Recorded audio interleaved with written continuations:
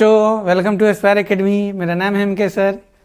आज हम लोग सॉलिड स्टेट का बहुत ही इम्पोर्टेंट टॉपिक पढ़ने वाले हैं। 3 टॉपिक पर आज हम लोग डिस्कस करेंगे। एक होगा पैकिंग फ्रैक्शन, दूसरा डेंसिटी और तीसरा हम लोग हेक्सागोनल क्लोज पैक के लिए उसमें एटम्स वगैरह के बारे में हम लोग पढ़ेंगे कि कितना एटम्स होता है, उसका कैलकुलेशन कैसा होता है। ठीक है, तो बहुत ही इम्पोर्टेंट होने वाला है, उसका हम लोग देख लेंगे। ठीक है, देखो इस टॉपिक का ये बहुत इंपॉर्टेंट फॉर्मूला है, डेंसिटी और पैकिंग फ्रैक्शन। ठीक है, हेक्सागोनल क्लोज पैक में भी सवाल बहुत सारा आते हैं, उस पर भी हम लोग चर्चा करेंगे। तो आइए हम लोग शुरू करते हैं कि डेंसिटी हम लोग कैसे निकालेंगे क्यूबिक क्रिस्टल का। ठीक है, तो देखो डेंसिटी के लिए हम लोग जानते हैं कि डेंसिटी जो होता है, डेंसिटी वो होता है मास,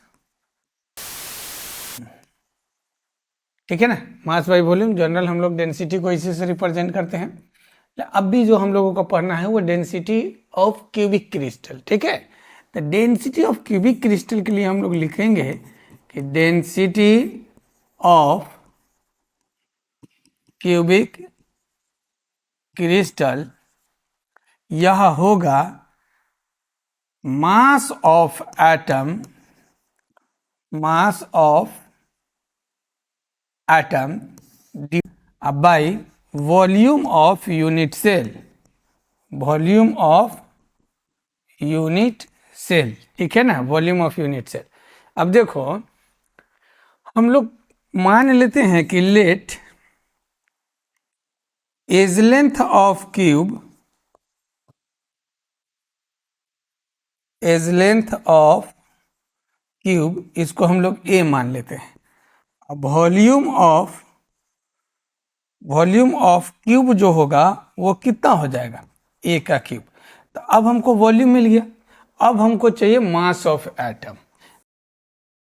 अब देखो जैसे कि एज लेंथ ए है तो उसका वॉल्यूम कितना हो जाएगा, ए का क्यूब। अब देखो यहां से याद रखना कि लेट एटॉमिक वेट हम लोग मान लेते हैं कैपिटल एम है, और एवोगाड्रोज नंबर को हम लोग ले लेते हैं कि यह एन ए है। तो अब यहाँ से निकालना होगा वेट ऑफ सिंगल एटम। तो देखो मोल कंसेप्ट में हम लोग पढ़े थे कि सिंगल एटम का वेट निकालने के लिए जो फॉर्मूला होता है वो होता है कि atomic weight by Avogadro's number. तो ये हो जाएगा atomic weight by Avogadro's number. ठीक है ना, तो यहाँ से हम लोग अगर पुट कर देते m अपॉन एन ए, ये हो गया। दूसरा पॉइंट देखो, जैसे अब हम लोग निकालते हैं कि weight of Z atoms, weight of Z atoms. तो जब जेड एटम्स की बात करेंगे तो मल्टीप्लाई हो जाएगा जेड से, तो क्या हो जाएगा Z M upon N A. तो देखो यहाँ मास मिल गया और वॉल्यूम पहले से पता है, तो डेंसिटी का फॉर्मूला क्या हो जाएगा, डेंसिटी इज इक्वल टू हो जाएगा Z M by N A और इनटू ए का क्यूब। ठीक है, इसी को हम लोग कहते हैं कि डेंसिटी ऑफ क्यूबिक क्रिस्टल है। ठीक है, तो इसमें देखो जेड क्या है, नंबर ऑफ एटम्स है, बीसीसी के लिए एफसीसी के लिए एज लेंथ है। अब इसको हम लोग एक टेबल बना लेते हैं। ठीक है ना, उस टेबल के अकॉर्डिंग हो नोट करेंगे। ठीक है ना, इसको पहले आप नोट कर लो। देखो इसके बाद हैं कि क्रिस्टल सिस्टम है, यहाँ पर क्रिस्टल सिस्टम है। ठीक है, और यहाँ पर हम लोग मान लेते हैं कि वैल्यू ऑफ जेड है, वैल्यू ऑफ जेड है, और यहाँ पर हम लोग मान लेते हैं कि डेंसिटी है। ठीक है, डेंसिटी। अब देखो तो क्रिस्टल सिस्टम में अगर हम पहला लेते हैं कि सिंपल क्यूबिक यूनिट सेल है, तो इसमें z का वैल्यू कितना होगा 1। तो डेंसिटी का जो फॉर्मूला हम लोग अभी देखे हैं, देखो कि d बराबर क्या होता है Z M upon N A और इनटू ए का क्यूब। तो अगर हम z का वैल्यू 1 डालेंगे तो क्या हो जाएगा, m/na इंटू ए क्यूब, क्या वो फॉर्मूला हो जाएगा m/na और इंटू ए का क्यूब। ठीक है, चलो दूसरा जो हमारे पास है वो है BCC। तो BCC होता है 2, तो अब यहाँ z का वैल्यू जब आप 2 पुट कर दोगे तो क्या आ जाएगा 2m डिवाइडेड बाई na और इंटू ए का क्यूब। ठीक, और तीसरा जो आखिरी है वो है FCC। तो FCC में एटम्स की संख्या हम लोग जानते हैं कितना होता है, 4 होता है। तो 4, तो क्या हो जाएगा 4m बाई na और इंटू ए का क्यूब। ठीक है, तो ये टेबल है, सिंपल याद रखना। ठीक, अब हम लोग बात करेंगे कि पैकिंग फ्रैक्शन क्या होता है। ठीक है, तो पैकिंग फ्रैक्शन किससे कहते हैं। पैकिंग फ्रैक्शन और पैकिंग एफिशिएंसी सॉल्यूशन का बहुत इंपॉर्टेंट टॉपिक है, इससे बहुत सवाल रहता है। तो हम लोग जानेंगे कि पैकिंग एफिशिएंसी या पैकिंग फ्रैक्शन कहते किसको है। सबसे पहले देखो, पैकिंग फ्रैक्शन को हम लोग सिंबॉलिकली रिप्रेजेंट करेंगे किससे, PF से।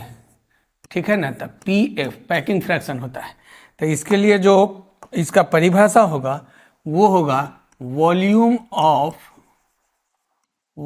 Of atom divided by volume of unit cell. ठीक है, और इसी को 100 से मल्टीप्लाई कर देंगे तब परसेंटेज में आ जाएगा पैकिंग एफिशिएंसी। याद रखना इस बात को। ठीक है, तो अब हमको वॉल्यूम ऑफ एटम्स निकालना है और वॉल्यूम ऑफ यूनिट सेल कैसे निकालेंगे, तो आपको पता है BCC, FCC और सिंपल क्यूबिक यूनिट सेल में अलग अलग एटम्स की संख्या होता है।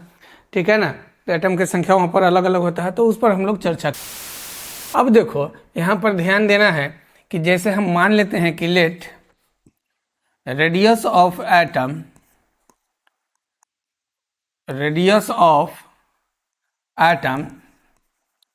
Is equal to r। तो जब रेडियस अगर हम लोग r ले लेते हैं किसी एटम का, तो वॉल्यूम ऑफ एटम कितना हो जाएगा, volume of atom is equal to, तो क्या हो जाएगा 4/3 पाई r क्यूब। ठीक है, अगर हमको निकालना हो कि वॉल्यूम ऑफ z एटम्स, अगर z एटम्स के लिए निकालेंगे तो क्या हो जाएगा 4/3 पाई r क्यूब, अब मल्टीप्लाई कर लेंगे किससे, z से। तो इसको लिख लो z इंटू 4/3 पाई r क्यूब। ये हमारा वॉल्यूम हो गया एटम्स का। ठीक है, अब दूसरा जो पॉइंट हमारे पास है वो है कि यूनिट सेल का वॉल्यूम कितना होगा। तो उसके लिए हम लोग ले लेंगे कि एज लेंथ ऑफ क्यूब, इसको हम लोग ले लेते हैं A। तो वॉल्यूम ऑफ क्यूब कितना हो जाएगा, वॉल्यूम ऑफ क्यूब यहाँ A क्यूब के बराबर हो जाएगा। तो अब PF का जो फाइनल फॉर्मूला होगा, PF इज इक्वल टू क्या हो जाएगा Z इंटू 4/3 पाई r क्यूब और डिवाइडेड बाई A क्यूब। ठीक है, हमारे पास टोटल जो क्रिस्टल्स है वो कितना है, वो 3 तरह का अभी तक हम लोग पढ़े हैं कि simple cubic unit cell, BCC और FCC। तो पहला जो पॉइंट होगा हम लोग सिंपल के लिए वर्क करेंगे, तो सिंपल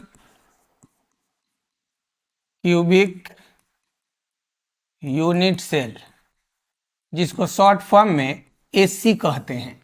तो इसमें देखो हम लोग जानते हैं कि Z का जो वैल्यू हो वो 1 के बराबर होगा और रेडियस जो होता है वो A/2 के बराबर होता है।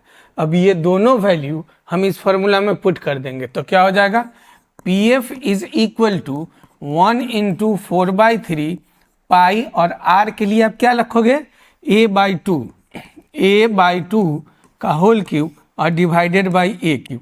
यहाँ से देखो 1 से मल्टीप्लाई करेंगे 4 में तो उतना ही रहेगा, तो क्या हो जाएगा 4/3 और पाई और A क्यूब और डिवाइडेड बाई 2 2 4 2 8, और इस टोटल के बटा में हो जाएगा A का क्यूब। तो A क्यूब से A क्यूब कैंसिल हो जाएगा, 4 से ये कैंसिल हो जाएगा 2 टाइम्स में।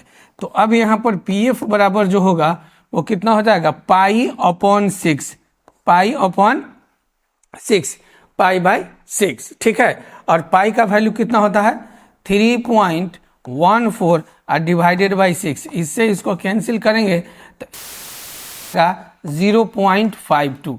अगर हम इसको 100 से मल्टीप्लाई कर लेते हैं तो परसेंटेज में आ जाएगा, तो कितना परसेंट हो जाएगा? 52%। ठीक है ना, कितना परसेंट हो जाएगा? 52%। अब इसको थोड़ा सा और हम लोग समझते हैं, जैसे देखो, इसको नोट कर लो या स्क्रीनशॉट ले लो। अब देखो यहाँ से 52% है, तो लिखेंगे हम लोग कि space occupied by atoms is equal to 52%। कितना परसेंट है? 52%। तो एम्प्टी स्पेस कितना होगा? एम्प्टी स्पेस जो होगा 100 माइनस 52, तो ये आ जाएगा 48%। ठीक है, इस तरह से हमको बीसीसी और एफसीसी दो, तो आप इसको याद रखेंगे कि स्पेस ऑक्यूपाइड जो होगा वो 52% होगा, तो एम्प्टी परसेंट एससी क्रिस्टल में 48% होगा। 100 में से हम लोग सब्ट्रैक्ट कर लेंगे। ठीक है, अब देखो हम लोग बीसीसी के लिए निकालते हैं, तब बीसीसी की बात करेंगे तो क्या हो जाएगा बीसीसी के लिए? जैसे बीसीसी में क्या होता है? z इज इक्वल टू 1 होता है, sorry z is equal to 2 होता है, z इज इक्वल टू 2, और रेडियस इज इक्वल टू होता है, रेडियस इज इक्वल टू हो जाएगा √3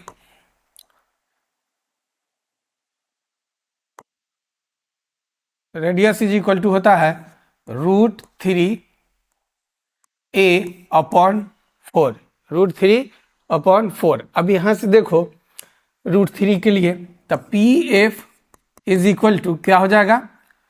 फॉर्मूला होता है z इंटू 4/3 पाई r³ और डिवाइडेड बाई, यहाँ जो होगा वो हो जाएगा z का जो वैल्यू है 2 और इंटू 4/3 पाई, और r के लिए लिखेंगे √3a/4 का होल क्यूब और डिवाइडेड बाई a³। ठीक, यहाँ से यह आ जाएगा 2 to 4 और 4 to 8, 8/3, और पाई के लिए पाई, और 3√3a³ और डिवाइडेड बाई 64। देखो √3 का क्यूब कहने का मतलब है कि √3 को 3 बार करके मल्टीप्लाई कर लेंगे, 3 बार लिख के मल्टीप्लाई कर लेंगे, अपॉन में क्या हो जाएगा? a का क्यूब। तो देखो जो कैंसिल होने वाला है उसको कैंसिल कर लेते हैं, 3 से ये 3 कैंसिल हो जाएगा, 8 से ये 8 टाइम्स में कैंसिल हो जाएगा, तो ऊपर में कितना बच रहा है? पाई √3/8। ठीक है, तो कितना हो गया? Packing fraction is equal to pi √3/8, जिसको हम लोग सॉल्व करेंगे तो 3.14 और इंटू 1.732/8, इसको लगभग आप सॉल्व कीजिएगा तो ये आएगा 67.79 के अप्रॉक्स में। तो हम लोग इसको ले लेंगे कि यह 0.68 है। ठीक है, डिवाइड करने के बाद में इस टोटल को सॉल्व कीजिएगा तो अप्रॉक्स में आएगा 0.679 के करीब में, तो हम लोग उसको 0.68 मान लेते हैं। और इसमें भी अब क्या करेंगे हम लोग? 100 से मल्टीप्लाई कर देंगे तो परसेंटेज में आ जाएगा 68%। ठीक है, अब यहाँ से देखो तो क्या हो जाएगा? स्पेस ऑक्यूपाइड कितना हो गया? स्पेस ऑक्यूपाइड बाय एटम्स, ये जो होगा ये हो जाएगा 68%, और एम्प्टी स्पेस जो होगा, एम्प्टी स्पेस कितना हो गया? 100 माइनस, दैट इज 32%। ठीक है, तो आप इसको याद रखिएगा। यहाँ पर एम्प्टी स्पेस घट रहा है एससी के कंपैरिजन में।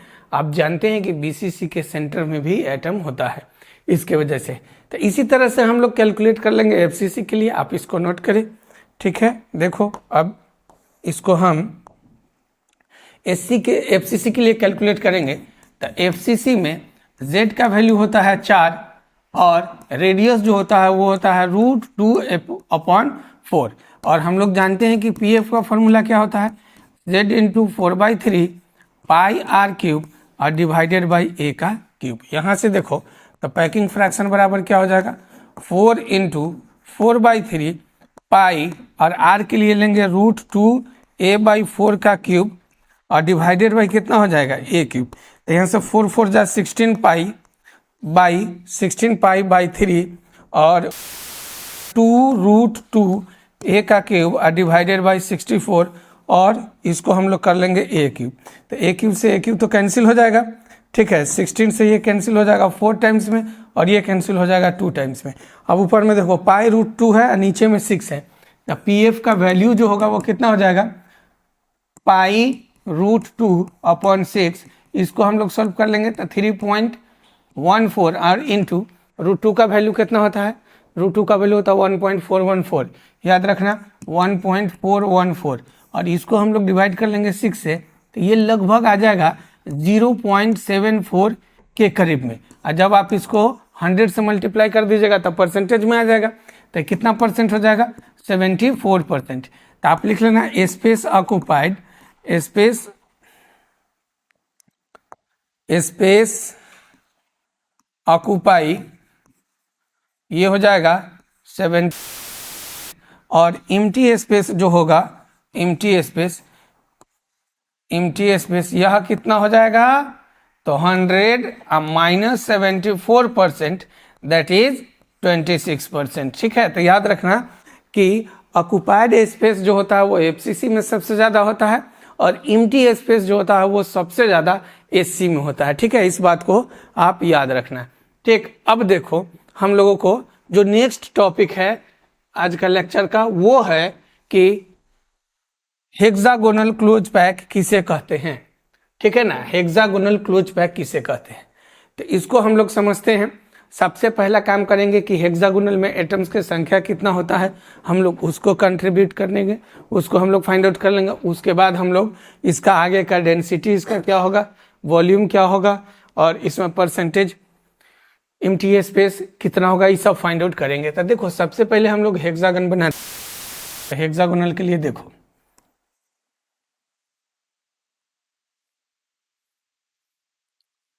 ये है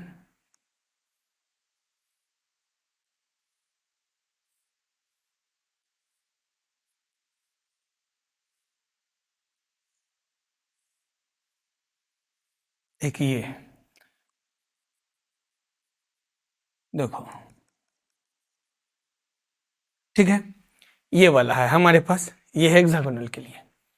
अब देखो ध्यान से यहाँ पर इसमें एटम जो होगा वो कॉर्नर पर होगा, ठीक है। एटम होगा कॉर्नर पे। एक चीज ध्यान देना कि जो हम स्ट्रक्चर ड्रॉ किए हैं तो ये और यहाँ तक यह एक HCP है, इसके हाइट को हम लोग H लेते हैं और ये जो हम बीच में जो एक हम हेक्सागन बनाए हैं यह एक किसी हेक्सागन है, तो इसके मिडिल लेयर को हम बनाए हैं क्योंकि हमको इसके हाइट निकालने में मदद करेगा, ठीक है ना। तो यहाँ से यहाँ तक के डिस्टेंस को हम लोग h/2 कहेंगे क्योंकि यह बिल्कुल बीच में है, ठीक है। और फिर यहाँ से यहाँ तक के डिस्टेंस को फिर हम लोग कहेंगे कि h/2 है, अगर टोटल इस कंटेनर का हाइट अगर कितना है h है तो। और इसके एक इंड सेंटर पर एटम होगा, ठीक है, और इसके सेंटर पर कुल 3 एटम होता है, ठीक। तो यहाँ पर अब नंबर ऑफ, सबसे पहला काम कि नंबर ऑफ एटम्स हम लोगों को कैलकुलेट करना है। तो नंबर ऑफ एटम्स के लिए पॉइंट नंबर 1 में देखो क्या हो जाएगा कि corner atom contributes 1/6 to a particular unit cell,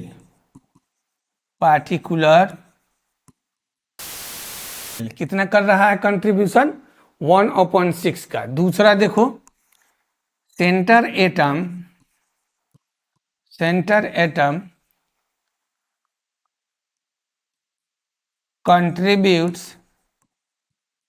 contributes 3 to a particular unit cell,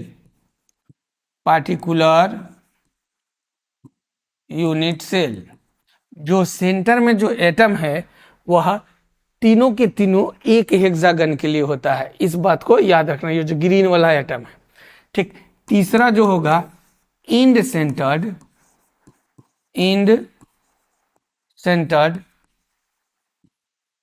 contributes 1/2 to a particular unit cell,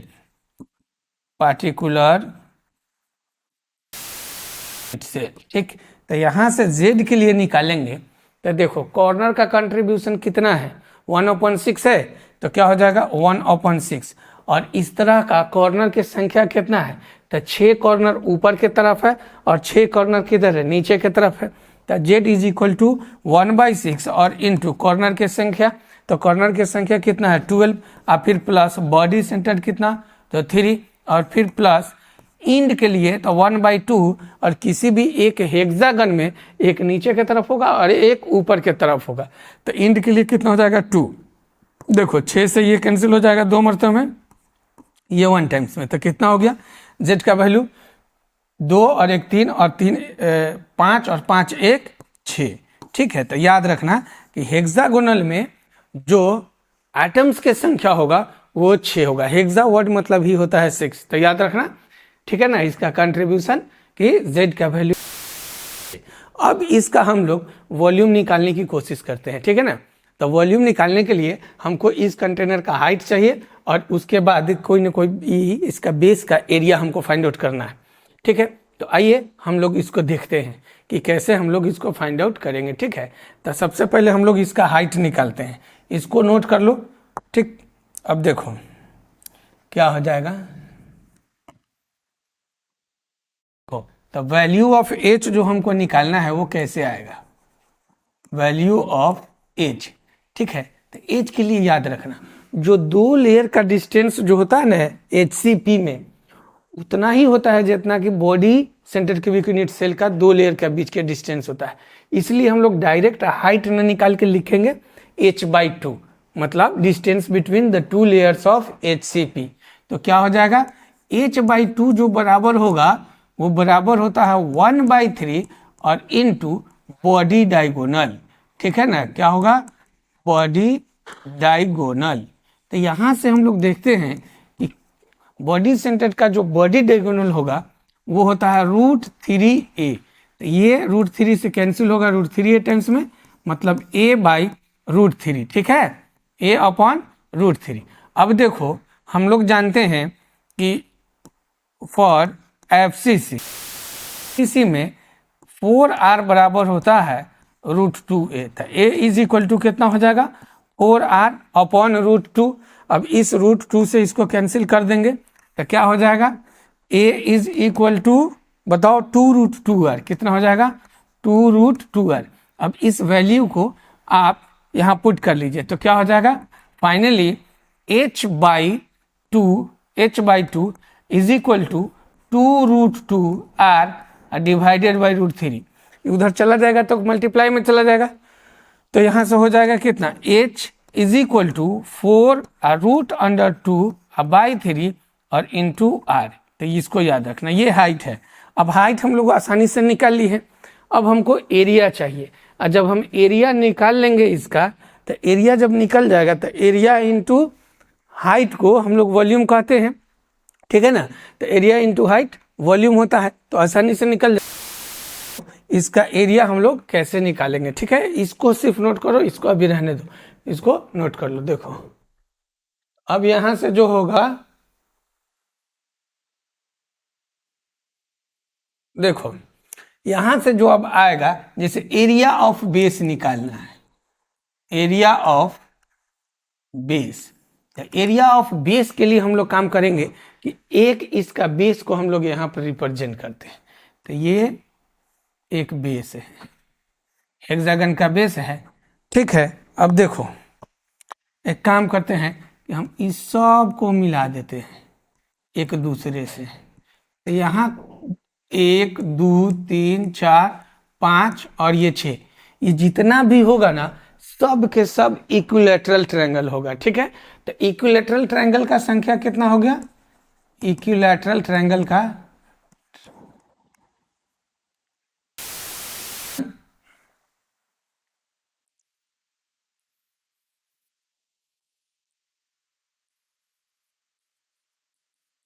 equilateral triangle,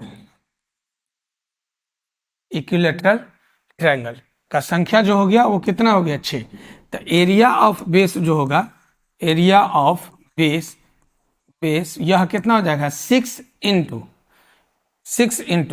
equilateral triangle का एरिया कितना होता है, तो √3/4 इंटू साइड स्क्वायर, √3/4 और इंटू साइड स्क्वायर, और इसके side को हम लोग a मानते हैं। ठीक है, साइड को क्या मानते हैं a, तो साइड स्क्वायर के लिए क्या हो जाएगा a का स्क्वायर, तो यहाँ से हो जाएगा 6√3/4 a का स्क्वायर। ठीक, अब देखो यहाँ पर इस केस में एटम्स जो होता है कहाँ होता है, पर होता है। तो देखो यहाँ से ये वाला पॉइंट r और यहाँ से ये वाला पॉइंट जो है कितना होगा r, तो r plus r that is 2r बराबर कितना है a, तो हमको a के जगह पर 2r पुट कर सकते हैं।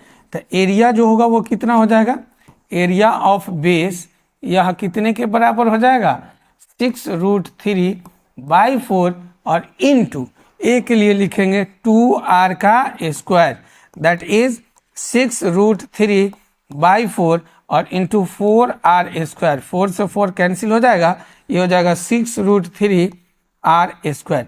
तो ये इस बेस का एरिया है। तो अब बेस का एरिया, और हम लोगों को हाइट पता था, हाइट के लिए हम लोग कितना लिखे थे कि h जो था वो था 4r√2/3। ठीक, तो अब हम लोग वॉल्यूम निकाल लेंगे।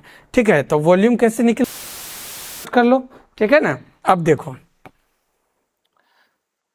जैसे इसका वॉल्यूम निकालने के लिए हम लोग क्या करेंगे वो देखो। ठीक है, अब देखो तो वॉल्यूम होता है, वॉल्यूम इज इक्वल टू, ये हो जाएगा एरिया इंटू हाइट।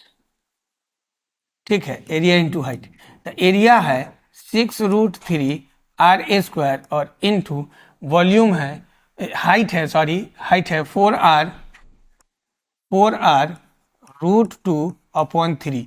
√3 से √3 कैंसिल हो जाएगा, तो 6 4 जा 24, तो 24 और √2r और r² के मल्टीप्लाई करेंगे तो r का क्यूब हो जाएगा। ठीक है, तो अब हमको वॉल्यूम मिल चुका है। तब पीएफ का फॉर्मूला यूज करो। पीएफ बराबर क्या होता है z इंटू 4/3 क्यूब और divided by volume of unit cell, volume of unit cell.